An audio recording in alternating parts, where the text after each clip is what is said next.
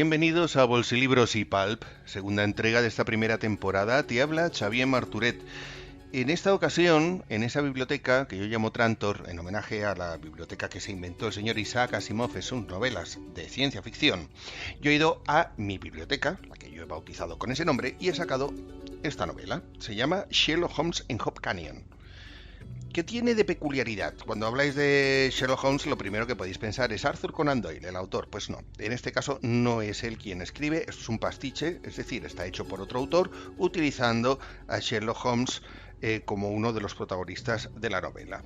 Y es el escritor Mark Twain, un nombre que te será conocido, más que probablemente ya sepas, que es el autor de las aventuras de Tom Sawyer y de Huckleberry Finn, personajes que no tienen más que ver que con la anécdota de que están escritos por Mark Twain, porque aquí desde luego no tiene nada que ver. Esto sí, eso sí, es un señor que es de Estados Unidos, estamos hablando de finales del siglo XIX, y este señor, cuando escribe esta novela, emplaza a Sherlock Holmes en Estados Unidos en unas circunstancias muy peculiares. Hay que entender que Mark Twain es un escritor y es un periodista en su día que era muy irónico. Era muy... de estos que le sacan la punta al lápiz, ¿sabes? O sea, que tenía lo que se dice mala baba. Y hay ciertas circunstancias por las cuales una persona como Mark Twain se decide a escribir una novela de Sherlock Holmes. No es aquello de me levanto un día y mira, sabes que esto del detective me hace gracia. No, no. De hecho, hay muchas circunstancias curiosas que yo no os voy a explicar, porque tengo la suerte de conocer al editor, que también es autor de novelas, que es el señor Alberto López Arroca, el editor de esta edición, que para mí es una excelente edición y que conocí además cuando empezó a preguntar en internet, ¿no? Él comentó que tenía la intención de tirar adelante esta historia, una novela, y respecto a la portada incluso llegó a preguntar a los interesados, entre un par de versiones que tenía allí en bambalinas, a ver cuál de las dos podía ser más oportuna, y hizo una consulta, ¿no? Me pareció interesante y a partir de ahí ya me cautivó, dije, este libro tiene que ser mío, fue mío, es una edición excelente, está hecha en tapa blanda, con solapas, y tiene no solamente la historia que estamos comentando, sino que tiene una introducción que no tiene desperdicio, tiene unas ilustraciones que no tienen desperdicio, y además tiene unos añadidos al final que son como para quitarse el sombrero, es decir, una edición más completa no puede ser.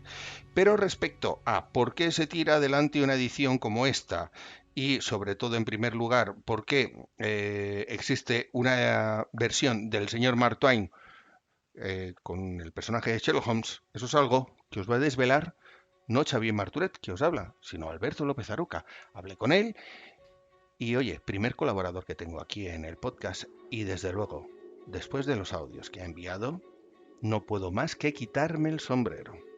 Vamos a escucharle.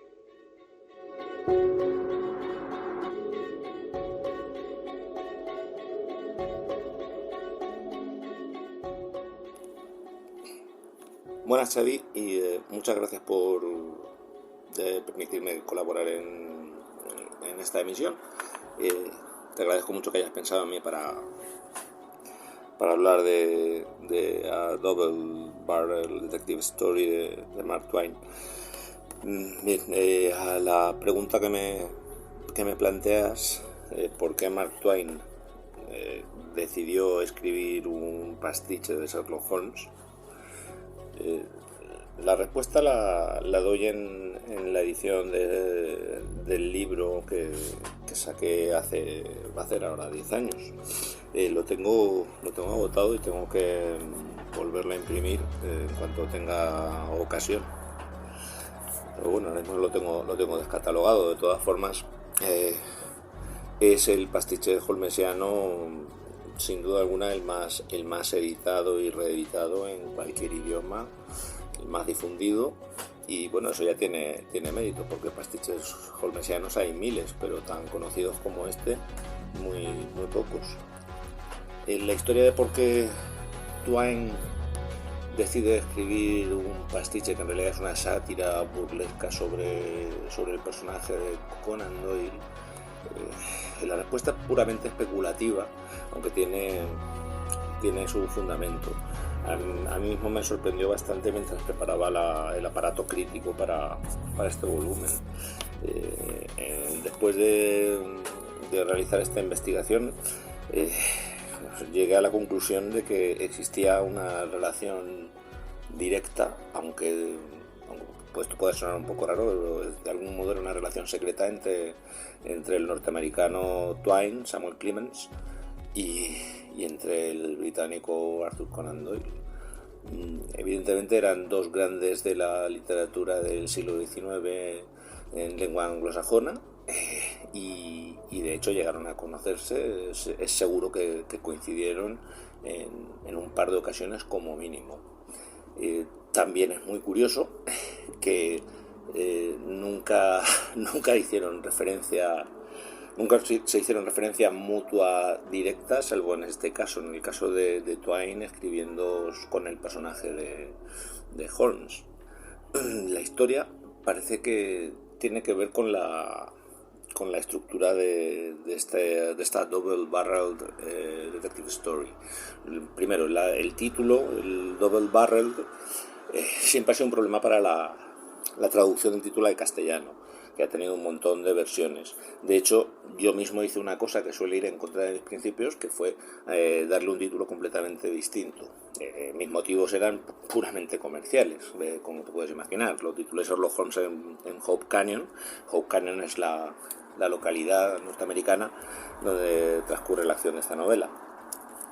Lo del double barrel se habla directamente de dos barriles. Se habla también de dos cañones, como las pistolas están double barrel. Una escopeta double barrel es una escopeta de dos cañones. Y también en inglés lo que tiene significado es que es el doble sentido, ¿no? Entonces el título, probablemente la forma más apropiada de traducirlo al castellano sería una historia detectivesca con doble sentido, pero claro, es un título que sinceramente es bastante pobre y poco atractivo. El texto original de Twain se publica en enero y febrero de 1902 en Harper's Magazine, en una revista norteamericana muy conocida, que era donde, por cierto, desde 1893 ahí en Harper's se iban publicando los relatos de Holmes de Conan Doyle. La novela de Twain está estructurada en dos partes muy claras. Una primera parte en la que se presenta, digamos, al protagonista, que curiosamente es un auténtico sabueso humano, en el sentido de que es un personaje de carácter fantástico. Tiene, digamos, los poderes de un sabueso, tiene el olfato de un sabueso y el oído de un sabueso. En ese sentido estamos hablando de casi un superhéroe. La segunda parte es donde se introduce al personaje de Sherlock Holmes. Y aquí ya nos metemos en una cuestión absolutamente satírica, en la que Twain se dedica a desprestigiar a Sherlock Holmes de forma total y absoluta, en un contexto inédito hasta entonces para el detective de Baker Street, que es un pueblo del oeste o el medio oeste americano, a donde su fama ha llegado, pero donde allí queda claro que no es más que un pelele, un papanatas o alguien cuya fama pues no está justificada de ninguna manera, porque básicamente es un sinvergüenza, un mentiroso, etcétera, etcétera, etcétera. Vamos, las típicas descalificaciones que puedes encontrar en alguien que le tiene cierta tirria a Sherlock Holmes. Por cierto, eso sería un punto en común entre Twain y Arthur Conan Doyle. Pues ya todos recordamos que se encargó de mandar de paseo a Holmes junto al profesor Moriarty por las cataratas de Reichenbach en 1894, en el The Final Problem. Es un cuentecito fantástico y maravilloso donde Holmes murió de forma definitiva por primera vez. ¿Por qué Twain podría tenerle cierta inquina a Sherlock Holmes? Una cosa que está clara es que Twain él ya había escrito algunas historias más o menos detectivescas incluso podemos decir casi de tipo policial. Hay un cuento muy famoso, se ha publicado miles de veces en castellano, bueno, miles de veces es una exageración, el robo del elefante blanco. Es un cuento detectivesco de 1878, decía. Es, por supuesto, entonces es anterior a la aparición de Sherlock Holmes, pero vamos, evidentemente hay otras muchas historias detectivescas o con el elemento detectivesco previas a la aparición de Estudio en Escarlata en 1881. Perdón, en 1887. 1881 es cuando transcurre. A lo que íbamos. Nos consta lo siguiente, por un lado, y es que a Twain, un amigo suyo, un reverendo, le había prestado Estudio en Escarlata. O sea que Twain conocía a Holmes desde, digamos, el principio. Posiblemente fuera una de las ediciones piratas que aparecieron en Estados Unidos por la época. Lo caso es que sí, está claro que Twain conocía evidentemente a Sherlock Holmes desde sus inicios y lo tenía a mano puesto que se publicaba en Harper's. A esto hay que añadirle el detalle sorpresivo siguiente. Si cualquiera de los oyentes que haya leído la maravillosa primera novela de Holmes, es el Study in Scarlet, Estudio en Escarlata, recordará que una de las primeras escenas de la primera parte, pues es una novela que también está dividida en dos partes muy claras. Es también la Two Barrel Detective Story. Es la escena en que el inspector Lestrade, lleva a Holmes y Watson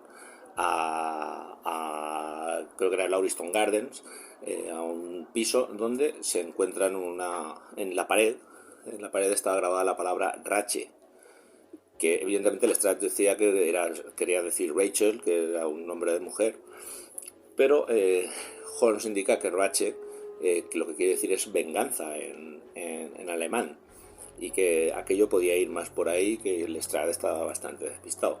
Pues de eso supongo que todos los lectores lo recordarán, y es un detalle muy bonito, es muy gráfico. Por tanto, desde las primeras ediciones de Estudio en Escarlata, pues tenemos ilustraciones con ese momento, ¿no? Y con la escritura de Rache en la pared. Bueno, pues resulta que una imagen no similar, sino idéntica, aparece como grabado en un libro anterior de Mark Twain. Cuando digo anterior, me refiero a anterior a Estudio en Escarlata. Es un libro de viajes, creo que se titulaba Tramp Abroad, de 1880, donde narraba sus viajes por Europa con un compañero ficticio, que por cierto creo que es el mismo reverendo que le había prestado Estudio en Escarlata. Y eran los viajes por Europa desde el punto de vista del americano de la época, engreído, que todo lo que veía creía entenderlo, pero en realidad lo que pasa es que lo entiende al revés. Entonces había una escena en que visitaban, creo que era en Alemania, visitaban un colegio para gente importante, y en la visita incluían lo que llamaban la prisión de los estudiantes, o sea, el cuarto donde los encerraban cuando cometían algún tipo de delito, tal, un poco de castigo. Y al parecer un hijo o un sobrino de Bismarck había estado allí. Y Twain lo que recogía era que en las paredes los presos, los estudiantes, dejaban normalmente sus nombres y la fecha o los días que habían estado encerrados allí. Y los otros estudiantes, los típicos graciosos, lo que hacían es que añadían al lado los delitos. Claro, lo que ponían era delitos que fueran graciosos en el contexto del colegio. Y, por ejemplo, tenías ahí el nombre de fulano de tal, he estado tantos días, y decía al lado, por asesinato, por magnicidio, cualquier barbaridad. Y Twain contaba que era muy inquietante ver en mitad de la pared que había una inscripción que estaba suelta, sola, en la que simplemente se leía Rache. Bueno, pues curiosamente eso se llega a ilustrar y aparece en el libro, y la ilustración es virtualmente idéntica a la de la escena de Sherlock Holmes, que también tiene montones y montones de ilustraciones. Vamos a ver, yo me pongo en el pellejo de Mark Twain, que escribe ese libro, había hecho su viaje por Europa, 1880 y pongamos que en 1888, 89, 90, no lo sé, su amigo con el que había viajado le pasa un ejemplar de Estudio en Escarlata y se encuentra con la escena de Ratchet que posiblemente identificaría de inmediato como suya. Yo creo que de alguna manera ahí ya se empezó a establecer un diálogo entre los dos autores. A mí me parece muy difícil imaginar, aunque no es demostrable, que Conan Doyle no viera o no tuviera noticia, no viera por en algún momento el texto de Twain, donde hablaba de la prisión de ese colegio alemán, y que bien no viera la ilustración y que de ahí sacara la idea, aunque fuera de forma inconsciente. Pero vamos, yo sinceramente me parece que no es imposible, pero sí altamente improbable que Conan Doyle no viera aquello. Sospecho que a Twain quizá aquello no le hizo mucha gracia y me parecería, no me sorprendería, sabiendo el talante de Twain, que era un hombre bastante cínico, que había conocido las salvajadas auténticas del Far West, pues que su venganza tomara la forma de un ataque directo sobre Sherlock Holmes. Otra cosa es que hubiera un diálogo real entre los dos autores. Yo insisto en que si se produjo ese diálogo era algo silencioso o era secreto, debieron ser conversaciones a distancia, privadas, no lo sé, pero la sensación que tengo todo el tiempo es la de dos gigantes que se contemplan cada uno a un lado del océano.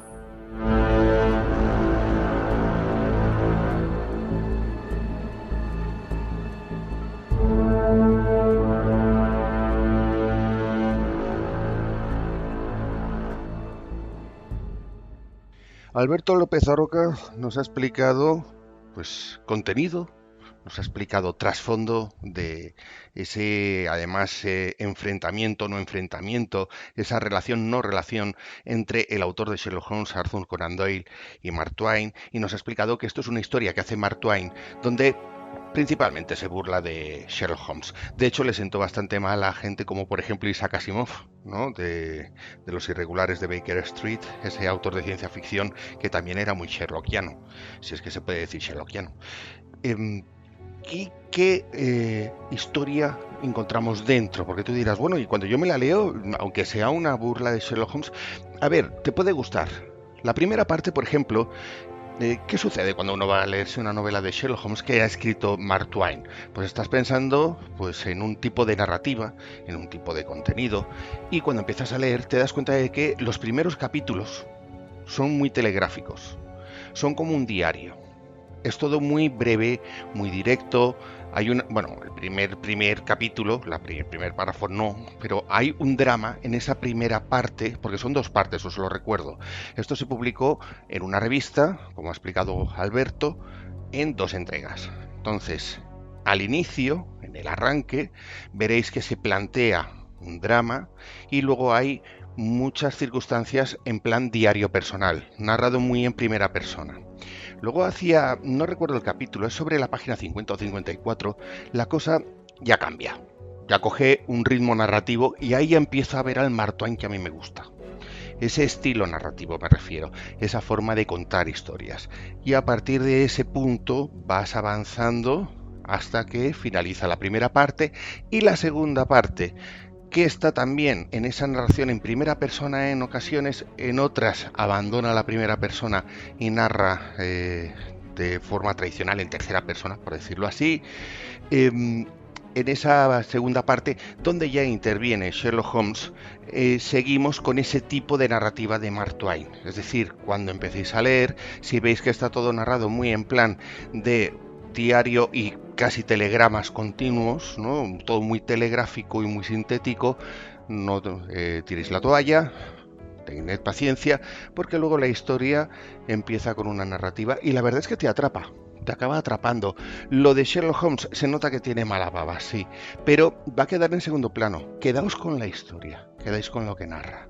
Y sobre todo, vamos a quedarnos ahora con esa explicación que nos va a dar Alberto. ¿Por qué, cómo narices, a un editor se le viene a la cabeza eso de voy a publicar esta obra de Sherlock Holmes de Mark Twain?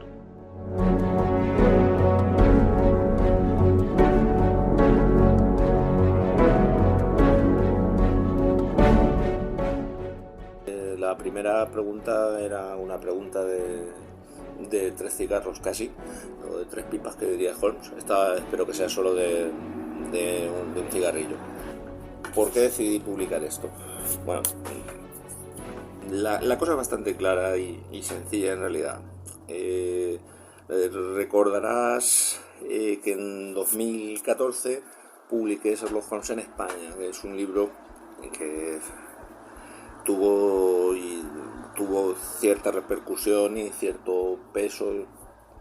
Me gusta pensar que sigue siendo recordado, al menos es un libro que se sigue vendiendo bien, a pesar de que en algunos aspectos ya está un poco obsoleto, pero fue un poco una actualización de los estudios holmesianos en España, donde recogí la llegada de Sherlock Holmes a España, incluso la parte de Sherlock Holmes en castellano, o sea, es decir, ya ampliándolo a los países latinoamericanos, y incluía diversos artículos sobre temas como los pastiches de Sherlock Holmes alemanes, y un listado que pretendía ser exhaustivo, por mucho que fuera a ser incompleto, porque seguimos descubriendo piezas sherlockianas en castellano y vamos, no voy a decir que a diario, pero casi se siguen encontrando piezas nuevas. Ya no hablo solamente de producción reciente, sino de textos antiguos publicados en revistas, en fanzines, sitios insólitos, obras de teatro, etcétera, etcétera. Fue mientras realizaba esa investigación que di con las primeras traducciones al castellano del pastiche sherlockiano de Twain. Entonces, bueno, me pareció simplemente muy buena idea recuperar esos textos que, en contra de lo que se suele manifestar, y esto tampoco lo puedo decir como norma general, se suele comentar que las traducciones viejas son malas, ¿no? Se dice, bueno, pues a España normalmente se hacían las traducciones del inglés, en realidad procedían a su vez de una traducción francesa, ¿no? Porque esa era la vía por la cual entraban a España cosas como el vampiro de Polidori, que en su momento se atribuía a Byron, y otras obras. Pero ya, claro, estamos hablando de un trabajo de Twain que se publica originalmente en 1902 y a España llega creo que era en 1913, en una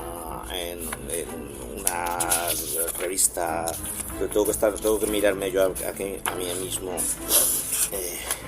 la única copia que tengo de la edición, que yo creo que esta copia está defectuosa porque debe ser la prueba de imprenta.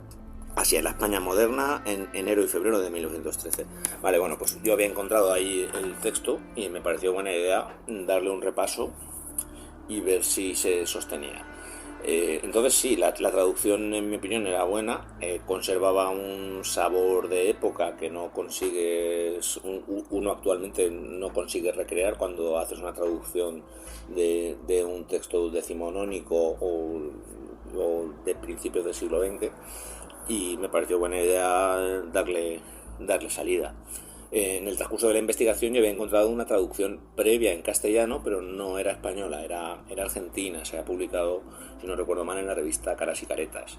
Lo que sí hice para esta edición fue recuperar las ilustraciones originales de la edición americana, las de la revista, las que cuando aparecieron en revista, cuando apareció en libro, más las ilustraciones argentinas que eran distintas.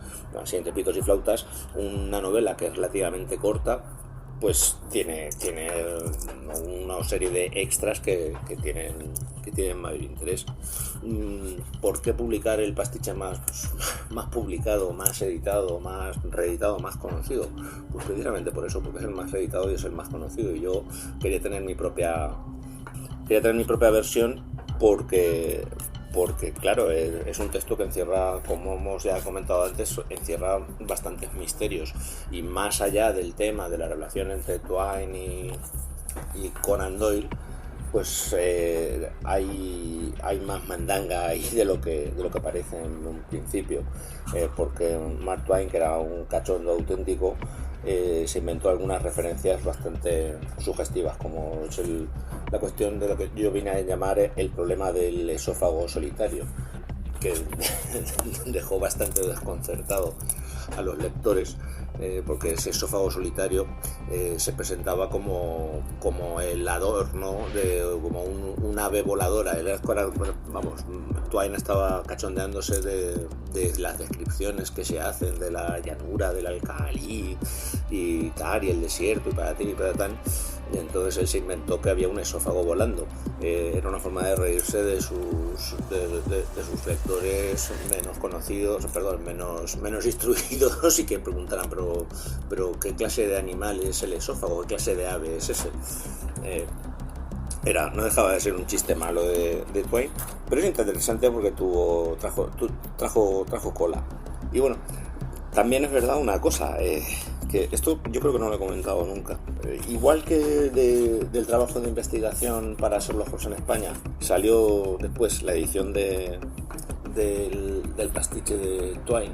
Bueno, pues aquello también fue el germen del volumen muy posterior, porque lo publiqué creo que en 2021, el volumen de Vampiros en España. Fue durante aquella investigación cuando yo descubrí que realmente me interesaba y me apasionaba la idea realmente de investigar en el terreno literario, más allá de lo que era la producción de obras de creación. Me pareció muy interesante descubrir piezas olvidadas, rescatar textos en sus versiones primigenias, y bueno, eso es una de las cosas que hicieron que me asentara más como editor que como escritor. Ya he comentado también recientemente por escrito que últimamente de escritor no me siento escritor, sino como lector profesional. La parte de escritor es solamente un oficio que tengo y que ejerzo de vez en cuando. Y nada, pues nada más, Xavi, muchas gracias, y quedo a tu disposición para lo que necesites.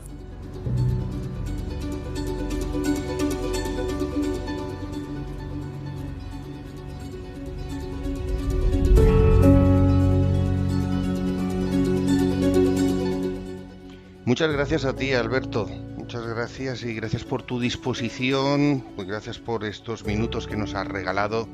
Gracias por dedicarnos tu tiempo y explicarnos algo más aquí en este segundo capítulo de la primera temporada de Bolsilibros y Pulp, habernos hablado de esta obra Sherlock Holmes en Hope Canyon. Quiero no solamente agradecer a Alberto por esta colaboración que ha hecho, y que bueno, pues os podéis imaginar, nada más escucharla, pues a uno le hace una ilusión tremenda ver que la respuesta, pues eso, que no han sido dos frases precisamente, como él decía, ¿no? Esto son respuestas de 3 cigarros, no sé qué.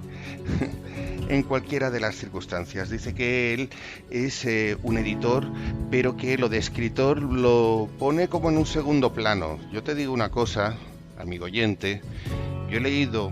de hecho, si te coges la revista Tenebre, esta de crítica sobre novelas de terror y demás, ahí hay una reseña bastante extensa de Lugares Peligrosos, que es una obra, un libro bastante grueso, recopilatorio de relatos escritos por el propio Alberto López Aroca. Hay muchas cosas que hablar en ese sentido. Yo no estoy de acuerdo en que es un simple oficio.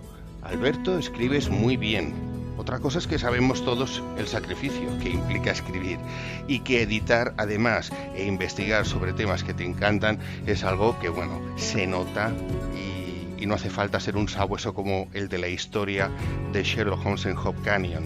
Se palpa, ¿no? Lo exudas por cada uno de tus poros. Muchas gracias por todos esos trabajos. Y por cierto, si te estás preguntando cómo se pueden conseguir obras de este editor, normalmente lo encontráis en librerías especializadas. Eso no suele ser ningún problema. Es un editor que tiene presencia en las librerías que se sepan llamar librerías de fantasía, ciencia ficción y demás. Pero también deciros que podéis acceder a albertolopezaroca.blogspot.com, donde ahí tiene su catálogo de libros y donde podéis contactar también con él o simplemente curiosear en su catálogo. Os advierto, vais a encontrar verdaderas maravillas del mundo de los bolsilibros y del pulp. Esto ya solo queda agradecer el que hayas llegado hasta este punto del programa, hasta este punto de esa segunda entrega de la primera temporada de Bolsilibros y Pulp. La semana que viene, otra entrega. La semana que viene entraremos en otro de esos mundos de fantasía, de ciencia ficción. Abriremos uno de esos libros de la Biblioteca Trantor y miraremos a ver exactamente cómo es ese universo imaginario que os desvelaré la próxima semana. Hasta entonces y muchas gracias por vuestra atención.